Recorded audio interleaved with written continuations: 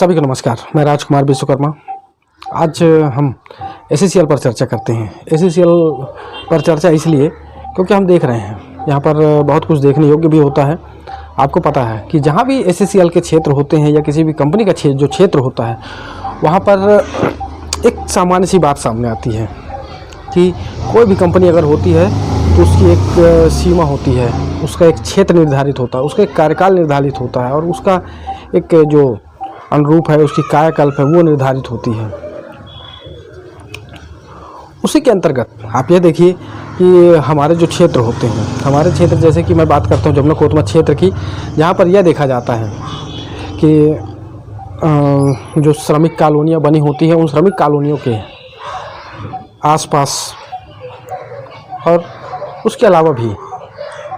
ऐसा हमने कहीं पढ़ा कि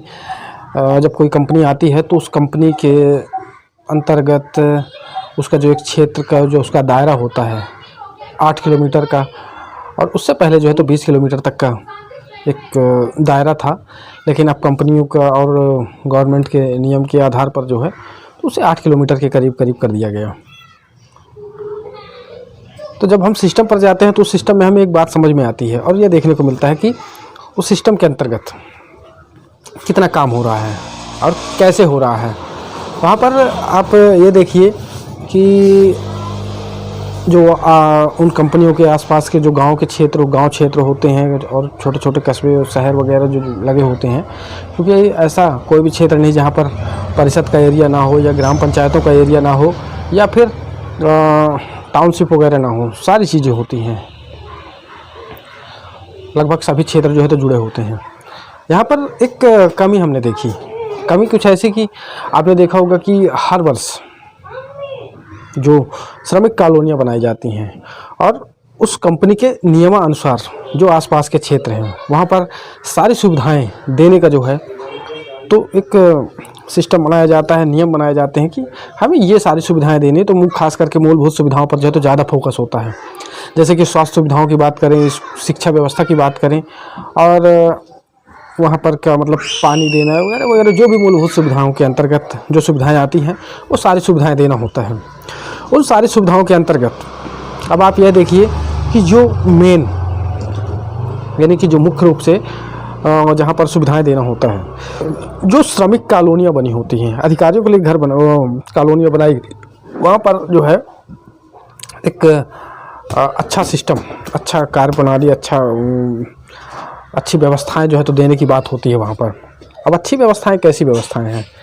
अब आप सोच रहे होंगे कि अच्छी व्यवस्थाओं का मतलब क्या है, तो मैं आज आपको बताता हूँ कि सबसे पहले आप यह देखिए कि जैसे हमारे यहाँ जमुना कोतमा क्षेत्र है, उस जमुना कोतमा क्षेत्र के अंतर्गत जितने भी उसकी कॉलोनियाँ हैं, टाउनशिप वगैरह हैं, जो क्षेत्र हैं, चाहे जमुना हो, भालूमाड़ा हो, गोविंदा हो, आमाडांड हो, राजनगर वगैरह वगैरह, कहीं भी आप चले जाइए, वहाँ पर आप देखिए कि इन क्षेत्रों में कितनी सुविधाएं मिल रही हैं। सुविधाओं के नाम पर जो है तो कितना काम हो रहा है, तो मैं आपको बताता हूँ। सुविधाओं के नाम पर कुछ ऐसा होता है कि सबसे पहले जो है तो मुख्य रूप से यह देखा जाता है कि किसी भी आप क्षेत्र में चले जाइए तो आप देखिए कि हर वर्ष जो है तो साफ़ सफाई के टेंडर हो रहे होते हैं। हमारे यहाँ जो है तो पार्क बने होते हैं, उन पार्कों में भी जो है तो साफ़ सफाई वगैरह वगैरह वहाँ की देख रेख का जो सिस्टम बनाया जाता है उसमें भी जो है तो ध्यान देना होता है। एक और आप यह देखिए कि पानी की व्यवस्था और इसके अलावा मतलब जो घर हैं, जो श्रमिक आवास बनाए गए हैं, उन श्रमिक कॉलोनियों में जो है तो मेंटेनेंस का जो कार्य है, चाहे फिर वो बिजली से संबंधित हो या फिर घर में जो है तो कहीं पर टूट फूट है वगैरह वगैरह, तो उसमें सुधार करने का जो काम किया जाता है। अब मेन जो आता है सबसे बड़ा बेस, सड़क नाली तो अभी हमने लिया ही नहीं। सड़क नाली पे भी जो है तो फोकस करना चाहिए, फोकस होता भी है। हर वर्ष टेंडर किए जाते हैं, लाखों करोड़ों के जो है तो हर वर्ष वो किए जा रहे हैं, टेंडर हो रहे हैं, टेंडर की प्रक्रियाएं चालू हैं। कभी डिसेंट हाउस मेंटेनेंस के नाम का टेंडर होता है, तो कभी साफ़ सफाई के नाम का हो रहा है, तो कभी नाली निर्माण का हो रहा है, तो कभी कुछ हो रहा है, कुछ ना कुछ जो है तो टेंडर जो है तो लगातार चल रहे होते हैं। लेकिन टेंडर होने तक की बात तो ठीक है, लेकिन जब बात आती है गुणवत्ता की, तो गुणवत्ता से मेरा मतलब है सीधा सीधा हर वो टेंडर जो इसके कंपनी के द्वारा जो किया जा रहा है, यानी कि जो हमारा ACCL है वो हर वर्ष टेंडर कर रहा है, टेंडर और उसमें जो देख रेख है, साफ़ सफाई वगैरह वगैरह कई सारी चीज़ें होती हैं। तो सबसे पहला मुद्दा यहाँ पर आता है साफ़ सफाई का। अब आपको मैं बताता हूँ कि जैसे ये मान लें हम कि 7 लाख का एक टेंडर होता है जो कि 1 साल के लिए महज होता होगा, और उस 1 साल के लिए अगर 7 लाख का टेंडर एक क्षेत्र पर हो रहा है, एक क्षेत्र यानी कि जैसे हमारा जमुना कॉलोनी में हुआ, भालूमाड़ा का हुआ, तो वहाँ पर अगर 7 लाख के टेंडर हो रहे हैं तो 7 लाख रुपए का जो व्यय है वो किस तरीके से हो रहा है यह देखना ज़रूरी होता है। लेकिन कैसे, अब मैं आपको बता दूं कि यहाँ पर एक कन्फ्यूजन है। मैंने आपको पहले बताया कि कुछ पंचायत के क्षेत्र भी जो है तो लगे हुए होते हैं और कुछ परिषद के क्षेत्र भी जो है तो लगे हुए होते हैं। तो यहाँ पर कन्फ्यूजन ये होती है कि जब साफ़ सफाई का कभी मुद्दा उठाया जाता है कि ये नालियों की जो है तो साफ़ सफाई नहीं हुई, तो वहाँ पर एक कन्फ्यूजन आती है। लोग बोलते हैं नहीं ये हो सकता है नगर पालिका का काम है। अब जब नगर पालिका से पूछा जाता है तो नगर पालिका कहते नहीं ये कॉलोनी का काम है। चलिए ठीक है, काम तो कहीं ना कहीं पर दोनों का है और कहीं ना कहीं पर सबकी सीमाएं भी हैं, तो उन सीमाओं का भी ध्यान रखना है। तो उस सीमाएं, अब हम कह रहे हैं कि अगर वाकई जब कॉलोनी का जो काम है तो फिर कॉलोनी को करना चाहिए था, और अगर कॉलोनी का काम नहीं है तो फिर टेंडर क्यों हो रहे हैं, और अगर टेंडर हो रहे हैं तो फिर काम क्यों नहीं हो रहा है। क्योंकि अगर सारी चीज़ों को देखा जाए तो वहाँ पर एक बात सामने निकल के आती है कि अगर काम नहीं हो रहा है और अच्छी तरह से काम नहीं हो रहा है तो फिर पैसे कहाँ जा रहे हैं। ऐसे ही एक नाली निर्माण का कार्य हो रहा होता है। मैंने देखा यहाँ पर कि कई सारी नालियाँ ऐसी बनाई गई कि खास करके ACCL की मैं बात कर रहा हूँ, मैंने देखा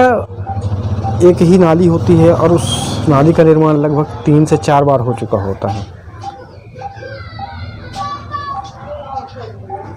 ना वो टूट फूट हुई होती है ना कुछ नहीं, लेकिन सही मायने में जहाँ पर ज़रूरत होती है। अभी हाल फिलहाल मैं आज ही सुबह टहलने गया हुआ था, मैं देखा जो ACCL द्वारा नाली निर्माण कराया गया था बहुत सालों पहले, वहाँ पर आज डैमेज की स्थिति है।